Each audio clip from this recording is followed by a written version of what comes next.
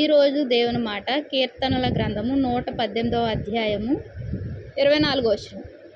ఇది యెహోవా ఏర్పాటు చేసిన దినము, దీని యందు మనము ఉత్సహించి సంతోషించెదము. ఇది ఎవరు ఏర్పాటు చేశారు? దేవుడు చేశాడు. దీని యందు మనం ఏం చేయాలి? ఉత్సహించి సంతోషించాలి. ఏ రోజు? దేవుడు 6 రోజులు విశ్రాంతి తీసుకోమన్నాడు.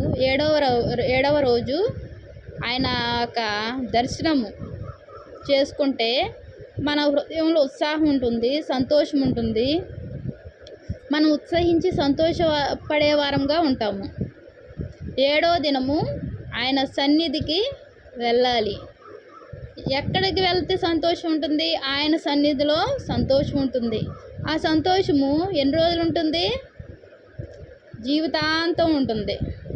ఆ సంతోషం వారమంతా ఉంటుంది. వెళ్ళిన రోజు మొదలుకొని వారం అంతా ఉంటుంది, ఆ నెల అంతా ఉంటుంది, ఆ సంవత్సరం అంతా ఉంటుంది. అయితే ఒకసారి వెళ్తే సరిపోతుందా?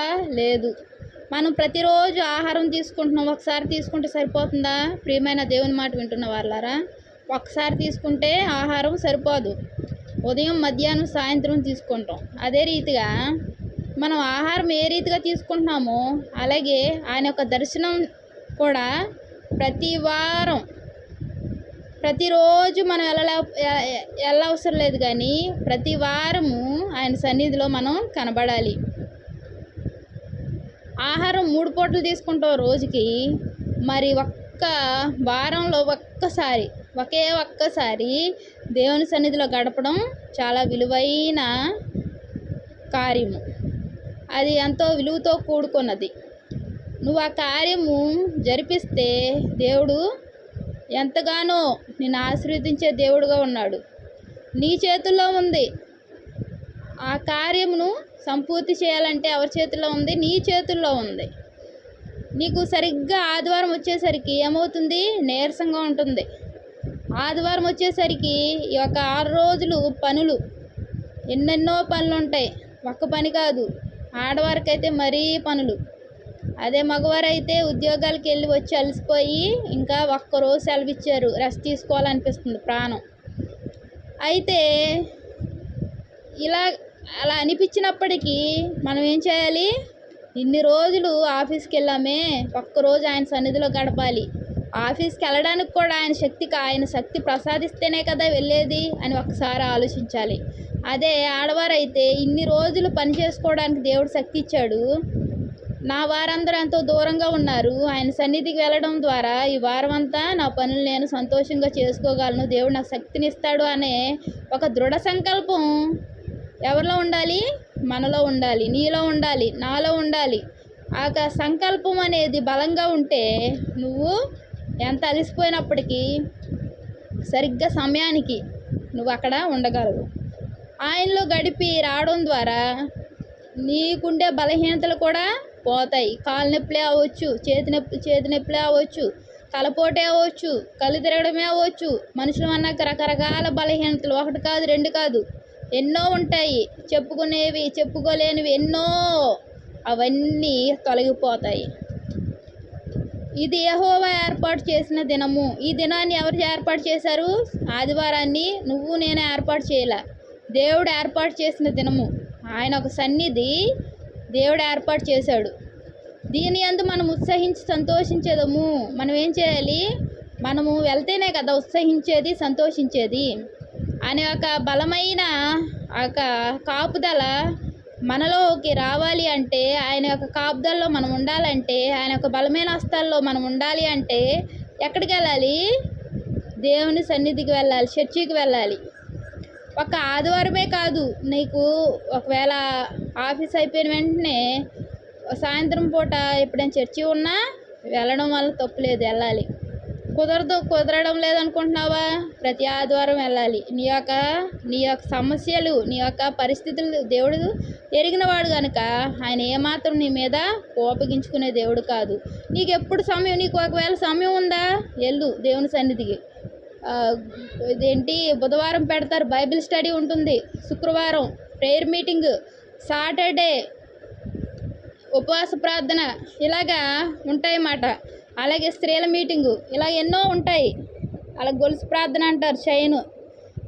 ఇలాగా వీటన్నిటికి మనము హాజరయ్యే పరిస్థితిలో ఉంటే తప్పనిసరిగా దేవుని సన్నిధిలోకి వెళ్ళి ఆయన ఆరాధించుకొని స్తుతించుకొని ఆయన మాటలు వినడం ద్వారా మనకు దేవుడు ఎంతో శక్తిని ప్రసాదిస్తాడు.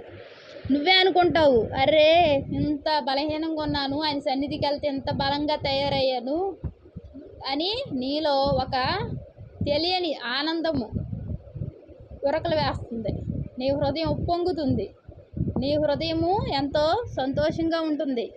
అప్పుడు వరకు నువ్వు అనుభవించిన బాధ, కాలు నొప్పి అవ్వచ్చు, ఏ సమస్య అవ్వచ్చు, అన్నీ పోతాయి. ఎంతో సంతోషంగా ఉంటావు. ఈ యొక్క వారం రోజుల్లో 6 రోజులు నువ్వు చేసిన పనులను బట్టి, నీ ఆలోచనలు బట్టి, నీ యొక్క పరిస్థితులను బట్టి నీకు అలసట మూలంగా వచ్చే సమస్యలన్నీ పోతాయి. అవి ఒక్కటేనా, ఏమున్నా తొలగిపోతాయి. విశ్వాసం, నీలో ఉన్న విశ్వాసము గట్టిదైతే సమస్తము దేవుడు సఫలపరుస్తాడు.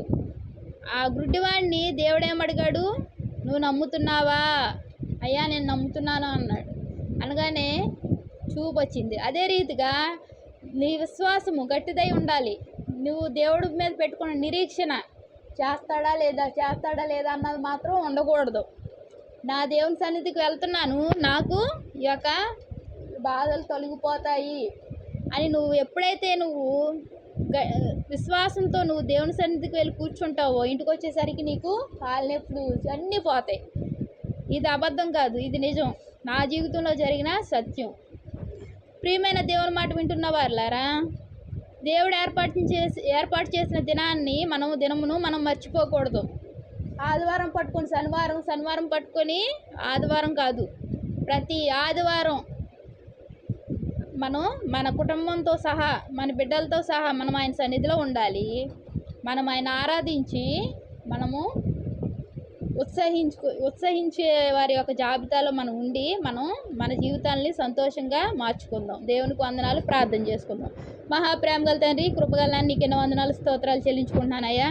ఇది యెహోవా ఏర్పాటు చేసిన దినం. అవును తండ్రి నాయన, నువ్వు ఏర్పాటు చేసిన దినం ప్రభువా నాయన. తండ్రి, మేము ప్రభు శారీరకంగా ఎంతో ఆహారం తీసుకుంటామయ్యా. రకరకాల ఆహార పదార్థాలు మేము తీసుకుంటాం తండ్రి నాయన, నీ దయ వలన. ప్రభు, మరి ఆత్మకు ఆహారం కావాలి అంటే తండ్రి నాయన, నువ్వు ఏర్పాటు చేసిన దినము తండ్రి, నీ సంఘంలో నీ బిడ్డలతో కలిసి ప్రభు ఉత్సహించి సంతోషించే వారంగా ప్రభు నాయన నువ్వు ఉంచుతున్నందుకు వందనాలు చెల్లించుకుంటున్నాను. అలా ఉండాలంటే నీ సన్నిధిలో మేము కనబడాలి ప్రభు. దీని యందు మనం ఉత్సహించి సంతోషించదమని అన్నట్లు ప్రభా తండ్రి యేసయ్య, ఒక దినము ఆదివారం రోజు నీ సన్నిధిలో ప్రభా నాయన ఉత్సహించి సంతోషించులాగిన ప్రభా మా కుటుంబాలందరినీ నీ సన్నిధికి నడిపించండి ప్రభా. నీ ఆశీర్వాదాలు, నీ మేళ్ళు, నీ సంతోషాలతో ప్రభా నాయన మా హృదయాలు నింపండి ప్రభా. తండ్రి, మా సమస్యలను తొలగించండి ప్రభా, కృపగల దేవ. తండ్రి, సంతోషం లేక అసమాధానంగా ఉన్న మా జీవితాలను సరిచేసి సమాధానంతో సంతోషంతో నింపండి పరిస్థితులను సరిచేయండి ప్రభువా. కృపగల దేవ, దయామయుడా, సర్వశక్తిమంతుడా, నీ వాక్యం వింటున్న ప్రతి ఒక్కరిని ఆశీర్వదించండి. సబ్స్క్రైబ్ చేస్తున్న ప్రతి ఒక్కరిని పేరున ఆశీర్వదించండి ప్రభా. తండ్రి, వారు ప్రభా ఏ పరిస్థితిలో ఉన్నారో తండ్రి నాయన, వారి ఏ స్థితి అయినప్పటికీ ప్రభా వారిపై నీ దృష్టి ఉంచి వారిని ప్రభా ఆశీర్వదించండి, దీవించండి ప్రభా. తండ్రి నాయన, నీ కృపలో నీ దయలో వారిని ఉంచండి ప్రభు. నీకు ఎన్నో వందనాలు చెల్లించుకుంటూ యేసు నామమున వేడుకుంటున్నాను తండ్రి. ఆమేన్, ఆమేన్. అందరికీ ప్రైజ్ లార్డ్.